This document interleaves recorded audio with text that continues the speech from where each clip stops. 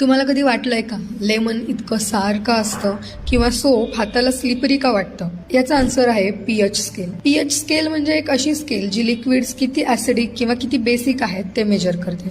He scale 0 to 14 अशी असते. 7 म्हणजे न्यूट्रल, प्युअर वॉटर एक्झॅक्टली 7 असतं.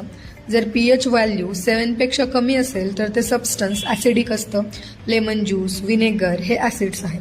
आणि जर पीएच व्हॅल्यू 7 पेक्षा जास्त असेल तर ते बेसिक किंवा अल्कलाईन असतं, जसं की सोप वॉटर, बेकिंग सोडा सोल्युशन. ऍसिड्स सार टेस्ट करतात आणि बेसेस बिटर टेस्ट करतात. सायन्समध्ये आपण लिटमस पेपर वापरतो. ब्लू लिटमस पेपर जर लाल झाला तर ऍसिड असतं. रेड लिटमस जर निळा झाला तर तो बेस असतो.